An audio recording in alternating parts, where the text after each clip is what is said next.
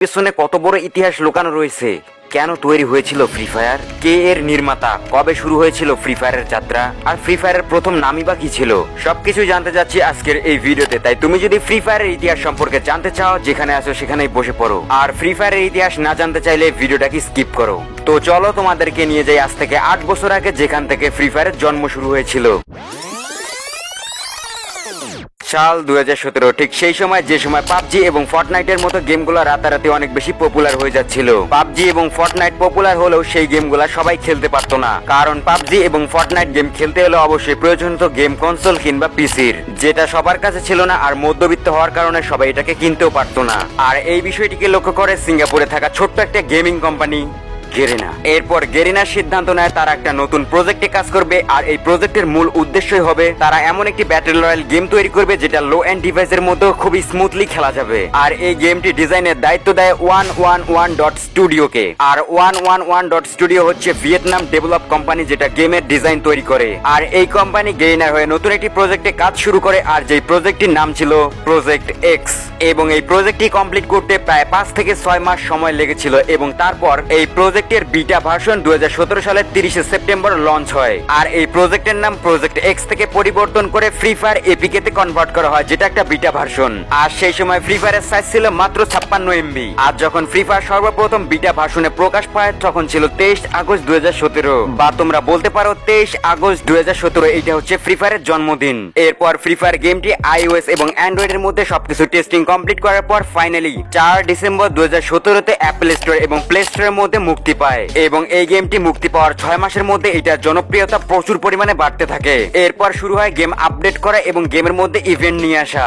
এইটা হচ্ছে ফ্রি ফায়ারের টেস্টিং ভার্সনের লোগো, এবং এইটা হচ্ছে ফ্রি ফায়ারের সর্বপ্রথম ডিসপ্লে লবি, যেটা দেখতে কিছুটা এইরকম। হ্যাঁ, মাত্র সিম্পল একটা ডিসপ্লে লবি। আর এইটা হচ্ছে ওয়েটিং লবি, আর এই লবি হচ্ছে ফ্রি ফায়ারের ফার্স্ট লবি। এখন যদি আমরা ম্যাচের মধ্যেকার কথা, ম্যাচের মধ্যে এই ধরনের গ্রাফিক্স ছিল। হ্যাঁ, এখনকার সময় যে গ্রাফিক্স রয়েছে তার থেকে অনেক অনেক লো গ্রাফিক্স। তখনকার সময় শুধুমাত্র একটাই মোড ছিল, যার নাম হচ্ছে ব্যাটল রয়্যাল মোড। আর 2017 সালের ম্যাপ এইটা। ম্যাপ বলতে গেলে শুধুমাত্র এইটাই ছিল। আর এইটা কোন জায়গায় সেটা তো তোমরা বুঝতেই পারছো। আর এইটা হচ্ছে 2017 সালের ল্যান্ডিং স্টাইল, কিছুটা এরকম করে ল্যান্ড করতো। এইটা ছিল 2017 সালের কথা। এখন যদি বলি আমরা 2018 সালের কথা, সো 18 সালের মধ্যে 2018 সালে ফ্রি ফায়ার গেমটা অনেকেই ডাউনলোড করতে থাকে এবং ফ্রি ফায়ারের মধ্যে নতুন নতুন প্লেয়ার আসতে থাকে। তখন ফ্রি ফায়ারের মধ্যে সর্বপ্রথম একটা আপডেট আসে, আর আপডেটের মধ্যে লবি অ্যাড করে দেওয়া হয়, প্লেনের মধ্যে কিছুটা চেঞ্জ নিয়ে আসা হয়, ম্যাপটাকে বড় করা হয়। এটা হচ্ছে ফ্রি ফায়ারের ল্যান্ডিং স্টাইল। মানে প্রথমবার যখন আপডেট আসে, আপডেটের পরে এটা ছিল ল্যান্ডিং স্টাইল। তারপর গ্রাফিক্স এর মধ্যে ইমপ্রুভ নিয়ে আসা হয়, কার অ্যাডস করা হয়, অর্থাৎ ভেহিকল অ্যাড করা হয়। আস্তে আস্তে গেমটা ইমপ্রুভ হতে থাকে। এইটা হচ্ছে 2018 সালের ম্যাপ, যেটা অনেকটাই বড় হয়েছিল,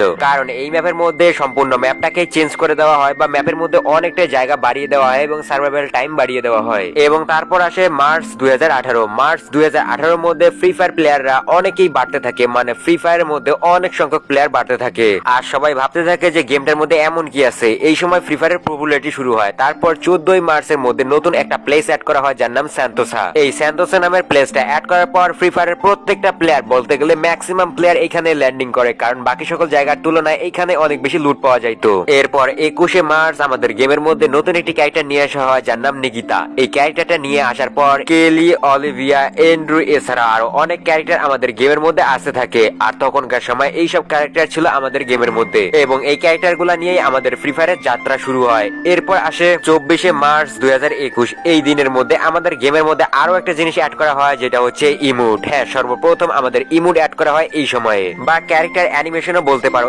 এরপর 24 মার্চ আমাদের গেমের মধ্যে প্রথমবারের মতো র্যাঙ্ক সিজন নিয়ে আসা হয়। আর এই র্যাঙ্ক সিজন বা সিস্টেমটা আনার পর ফ্রি ফায়ারের মধ্যে একের পর এক প্লেয়ারের হাড্ডাহাড্ডি লড়াই হয় যে কে সবার আগে উপরে উঠতে পারবে। এরপর আসে 18 সালের এপ্রিল মাস। এপ্রিল মাসের 2 তারিখ 2018-তে আমাদের গেমের মধ্যে সর্বপ্রথম ড্রোন বা ইউএফও অ্যাড করা হয়। এবং তারপর 20 এপ্রিল 2018-তে আমাদের গেমের মধ্যে লঞ্চার নামের এই গানটিকে অ্যাড করা হয়। এইভাবে আরো পরিবর্তন আসতে থাকে। এরপর আসে এপ্রিলের 10 তারিখ 2018। তখনকার সময় আমাদের ফ্রি ফায়ারের ল্যান্ডিং স্টাইলের মধ্যে একটু চেঞ্জেস নিয়ে আসা হয়। তখন আহামরি না হলেও হালকা কিছু পরিবর্তন করা হয়। এরপর আসে 22 এপ্রিল 2018। তখনকার সময় আমাদের সর্বপ্রথম মাশরুমের সঙ্গে ইন্ট্রোডিউস করে দেওয়া হয়, এবং তখনকার সময় সর্বপ্রথম মাশরুম আমাদের গেমের মধ্যে আসে। আর এইটা যেখানে যেখানে সেখানেই পেয়ে যেতাম আমরা ম্যাচের মধ্যে। এবং তারপর 2 মে 2018-তে সর্বপ্রথম আমাদের ফ্রি ফায়ারের মধ্যে MP40 নামের এই মারাত্মক বা খতরনাক গানটিকে অ্যাড করা হয়। এরপর সেই দিনে সেই মাসের মধ্যে যে আপডেটটা আসছিল সেই আপডেটের মধ্যে আমাদের গেমের মধ্যে আরো একটা নতুন ম্যাপ